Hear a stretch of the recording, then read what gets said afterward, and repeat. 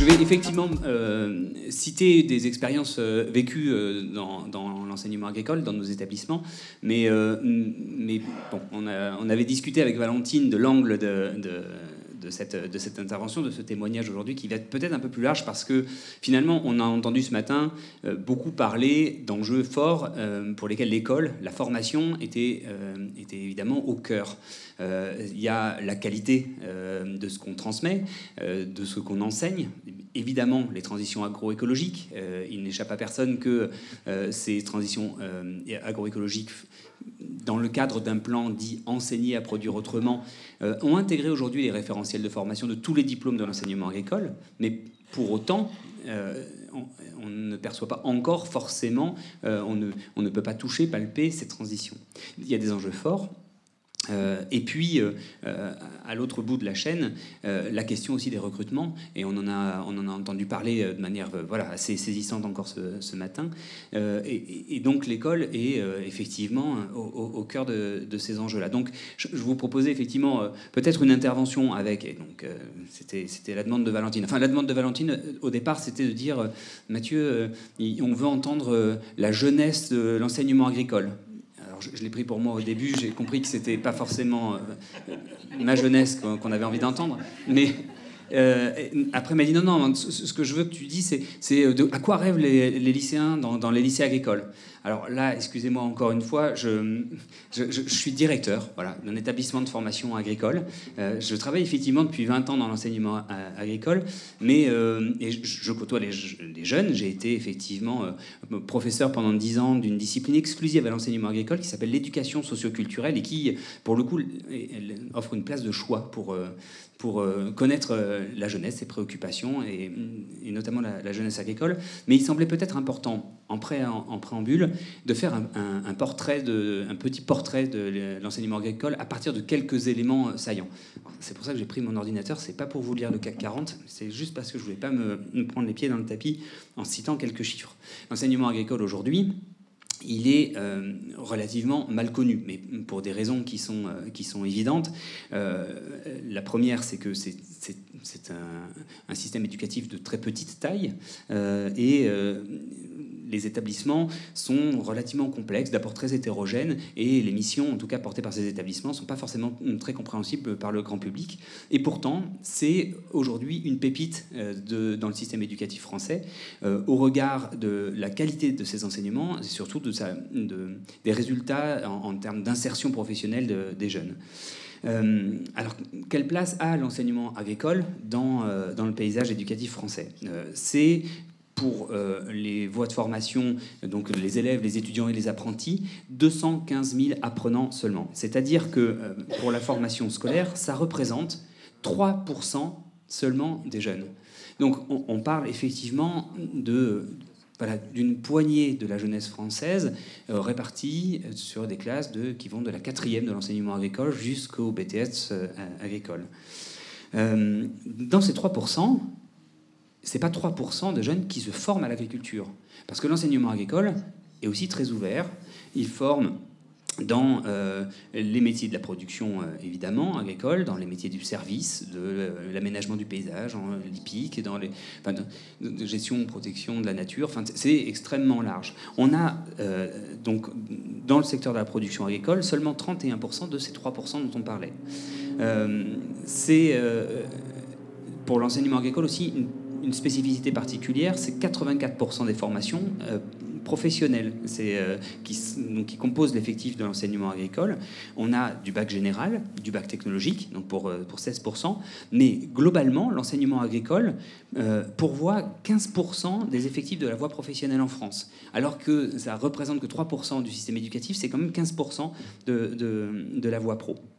Sur la sociologie de l'enseignement agricole, quelques éléments également importants, parce qu'on a parlé ce matin effectivement des non-issus du monde agricole. Noémie parlait effectivement de son aventure, comment on arrive avec une envie de se reconvertir et de reprendre des études pour ensuite s'installer. Aujourd'hui, ces jeunes qu'on appelle les non-issus du monde agricole représentent 91% de nos établissements agricoles. C'était 36% en 1990. Alors, c'est 91% pour l'ensemble des filières. C'est peut-être donc on n'aurait que 9% d'héritiers de fils d'agriculteurs. C'est peut-être un peu supérieur dans les bacs pro conduite gestion d'exploitation agricole ou les BTS. C'est important de le noter.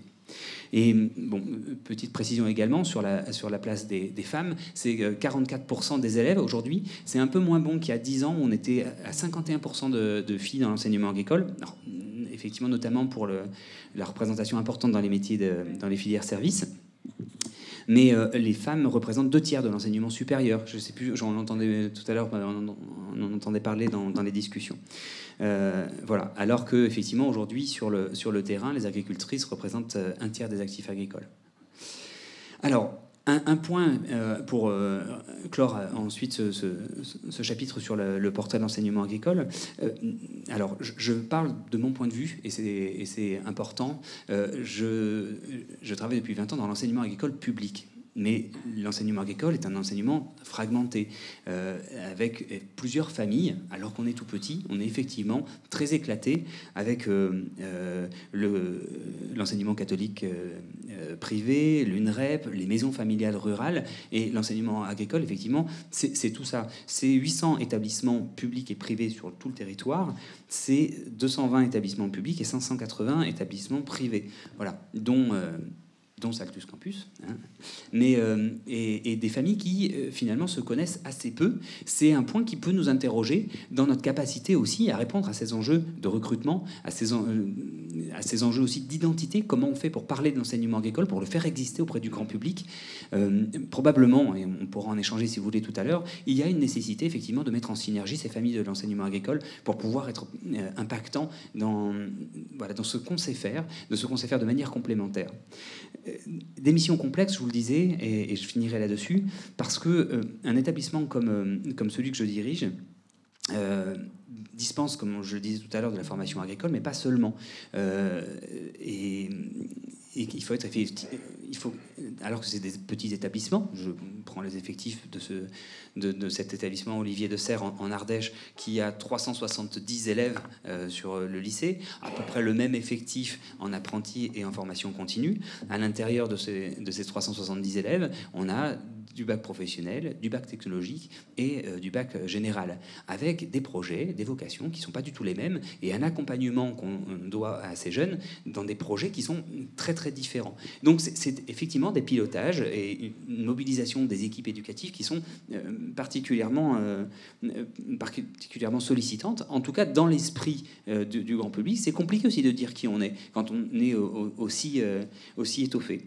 Vous avez donc ces différentes voies de formation, l'enseignement scolaire, la formation continue apprentissage, et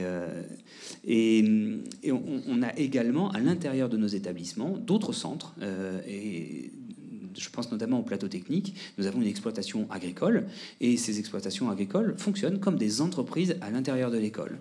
Et donc, en fait, en fonction des partenariats, des personnes avec qui on parle, nos établissements sont ici identifiés, reconnus pour l'activité de production, ici pour l'activité de formation professionnelle, ici pour la formation post-bac, etc. Et c'est effectivement très compliqué dans cette identité diluée d'exister. Ça, on en reparlera tout à l'heure, sans doute, quand on discutera des enjeux du recrutement, parce que je crois qu'on se donne beaucoup de mal pour être mal identifié et mal entendu.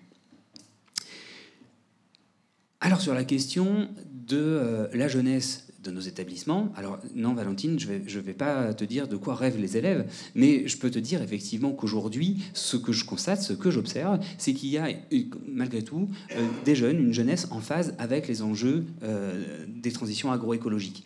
Et évidemment, les enseignements qui sont dispensés depuis plusieurs années aujourd'hui favorisent cela, et qu'on a au sein de l'enseignement agricole une habitude dans notre ADN, une pratique qui favorise la rencontre, l'expérience de terrain, l'expérience au sein des entreprises, et que à mesure que les expériences professionnelles agroécologiques se développent autour des territoires des établissements, c'est d'autant plus d'occasions qui se multiplient de pouvoir amener les élèves sur ce terrain. les élèves qui viennent en production agricole dans nos établissements ne viennent pas par hasard. Pour le coup, eux nous ont reconnus, eux savent ce qu'ils viennent faire chez nous, et à chaque fois nous disent moi j'ai envie d'être dehors, j'ai envie de travailler dehors, j'aime la nature, j'aime les animaux, et donc effectivement je suis venu vers l'enseignement agricole pour ces raisons-là. Il me reste 5 minutes, donc je me dépêche. Ces vocations pour les métiers de l'agriculture, malgré tout, ils sont à rebours d'un discours ambiant. C'est-à-dire qu'il faut quand même pas mal de courage à ces jeunes pour venir dans nos établissements quand on entend effectivement, notamment dans l'environnement médiatique, toutes les difficultés qui sont avancées. Je suis joueur. Avant de venir, j'ai dit, tiens, j'ai essayé de googliser ce que me demandait Valentine. À quoi rêvent les futurs jeunes agriculteurs? Je suis tombé, je donne les 2 premières occurrences sur Google. Un premier article de Diploméo qui est spécialisé dans l'information, qui dit « Entre espoir et inquiétude, l'avenir incertain des agriculteurs de demain ». Vous êtes bien assis. Alors que le dérèglement climatique frappe de plein fouet l'agriculture, l'avenir pour ce secteur en crise apparaît flou. On a voulu en savoir plus sur les motivations, les craintes et les espoirs de la future génération d'agriculteurs. Un secteur en crise, alors que plus d'un tiers des agriculteurs partira à la retraite dans les 10 prochaines années, le renouvellement des effectifs préoccupe au sein de la profession et des pouvoirs publics, car ce métier du vivant, réputé difficile, avec de larges amplitudes horaires, de faibles salaires et soumis à des normes contraignantes, attire peu. Moi je me dis... Ouais, c'est kiffant, quoi, comme projet. Enfin... Alors, bon, je vais lire le deuxième, BFM TV. Ça va, c'est un peu confidentiel, BFM. Donc, il faut être accroché. Se lancer dans l'agriculture, malgré les difficultés, ces jeunes l'ont fait. En ce jour d'ouverture du Salon de l'Agriculture 2024, les professionnels du secteur continuent d'alerter sur les difficultés de leur métier. Des difficultés qui n'ont pas découragé certains jeunes ou futurs entrants dans la profession. Ils nous livrent leur motivation. Donc ça, c'est très récent. C'est-à-dire qu'on voit aussi que donc, non seulement on n'est pas aidé, nous, en tant que système éducatif, mais cela dit, la profession nous le rend bien. C'est-à-dire qu'eux non plus ne rendent pas vraiment service pour pouvoir attirer, donner envie, recruter. Bon... On discutait hier, et c'est Bertrand Hervieux qui disait c'est une crise du métier. Mais ce qu'on se disait, effectivement, c'est une crise du métier évidente que perçoivent les jeunes, dont ils sont bien conscients, mais c'est pas une crise des vocations. Et ça, c'est quand même plutôt stimulant, et c'est ce à quoi, sans doute, il faut se raccrocher. Rapidement, du coup, on a effectivement eu divers événements très récemment. Une première manifestation qui s'appelle les entretiens Olivier de Serres Junior, qui est conduite avec l'Association française d'agronomie, autour de la question, de la thématique de l'évolution du travail dans des entreprises agricoles, dans des exploitations agricoles qui sont en transition agroécologique. L'idée, donc, ces entretiens concernent des agronomes seniors qui réfléchissent à cette thématique un peu complexe. Et nous, on a voulu associer les jeunes à cette réflexion. Et donc, on a créé cette formule effectivement adaptée. Ça réunit 400 jeunes. Et on les a écoutés autour de ces questions, de leur regard et de la manière dont ils percevaient effectivement ces questions de transition sous le prisme du travail. Et une autre opération qui s'appelle le Festival WeCan, qui est porté en région Auvergne-Rhône-Alpes, c'est la 3e édition, et qui est un festival qui promeut l'engagement des jeunes en faveur des transitions agroécologiques. Qu'est-ce qu'on entend de la voix de ces jeunes? À la fois, ils ont tout parfaitement compris la nécessité d'adapter les modes de production et de culture par rapport au changement climatique, évidemment, mais ils avancent d'abord une forte motivation à préserver les ressources naturelles, et ce lien avec le vivant est très facilement exprimé. Je ne sais pas si... il y a quelques années, on n'aurait pas eu un peu plus de pudeur dans les classes pour que ce soit exprimé. Ils ont évidemment très conscience de la dépendance des exploitations agricoles aux énergies. Ils sont capables de parler avec beaucoup de maturité et de réalisme autour de l'écologie et du lien de l'agriculteur avec son territoire. Là, je parle du témoignage de jeunes de 15 ans. Et c'est important d'entendre ça quand on est éducateur, de voir ce niveau de maturité. Et qui va beaucoup plus loin dans la manière de se projeter même professionnellement par rapport au capital, par rapport aux revenus. Et on a des jeunes aujourd'hui qui interrogent les modèles, y compris... Et c'est pas un hasard, hein, tu as traversé l'enseignement agricole avec une volonté d'aller dans une démarche collective, ils l'ont déjà à 15 ans. Et ça, en soi, c'est quand même une petite révolution. Et quand on va étudier la question de l'évolution du travail, on a effectivement des enseignants, des formateurs qui vont prescrire des exemples dans des structures, dans des exploitations agricoles qui promeuvent ce modèle. Et puis, évidemment, cette question du rapport au temps. Pour moi aussi, hein, pour moi aussi. Et des jeunes qui parlent effectivement d'une vie normale, d'une activité professionnelle normalisée, et qui veulent des vacances, et qui le disent. Et je pense effectivement qu'autrefois, on ne l'aurait pas forcément exprimé de la même manière. En 30 secondes. Le plus gros défi pour l'enseignement agricole, pour le coup, c'est effectivement la question de la scolarisation de ces jeunes. Il faut qu'on arrive à les capter. On a dit qu'on... Je vais le mettre sous forme de question. Il y a des choses, effectivement, dont il faut qu'on discute avec la société. Et on a aujourd'hui une orientation qui est faite par l'école et par les familles, qui est bridée. Et on en discutait avec Carole Buche de Celtus Campus hier. C'est compliqué aujourd'hui de promouvoir l'enseignement agricole. Parce que quand on demande à un jeune s'il veut être agriculteur, effectivement, il vous dit non, quoi, a priori. Sauf si on lui pose la question de vouloir travailler dans l'environnement de la nature, le vivant, etc. Effectivement, c'est une autre approche. Aujourd'hui, l'orientation de ces jeunes, elle est faite par l'éducation nationale, effectivement, un peu plus costaud que nous, et très clairement, la question qui était posée initialement de savoir qu'est-ce que pensent les jeunes dans l'enseignement agricole, finalement on s'en fout, ils sont bien les jeunes dans l'enseignement agricole, et ils le disent, ils sont bien dans leur basket, ils sont heureux, et ils sont épanouis, ils ont des sacrés projets. En fait, il faut s'adresser à ceux qu'on n'arrive pas à toucher. Et ceux qu'on n'arrive pas à toucher, eh ben, il faut qu'on ait une planification, parce que ces jeunes, ils existent, il faut leur poser des questions, des jeunes qu'on a vocation pour travailler dans la nature, ils existent, ils sont pas loin, ils sont à portée de main, on peut vous le dire, nous qui sommes sur les forums, les salons de l'organisation, ils sont là. Ensuite, il y a un problème des métiers. Il y a une large palette de métiers qui sont invisibilisés. C'est 200 métiers, l'agriculture. C'est pas juste être agriculteur, c'est pas juste être producteur. Ces métiers-là, ils doivent donner envie et ils ont des liens avec l'agriculture. Je ne vais pas au-delà parce qu'on en reparlera.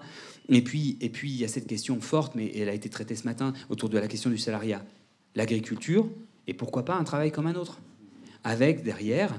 Pour vendre les professions agricoles, pour vendre les métiers agricoles, c'est de pouvoir parler de carrière, de rémunération, de conditions de travail avec ces agriculteurs qui, aujourd'hui, dans nos écoles, et c'est la conclusion, ont de moins en moins un profil d'entrepreneur, de chef d'entreprise agricole. Et donc, on va passer à côté de vocation si on n'adapte pas à la fois notre système éducatif et les entreprises agricoles pour s'adapter à ces nouvelles envies, à ces nouvelles vocations. Désolé.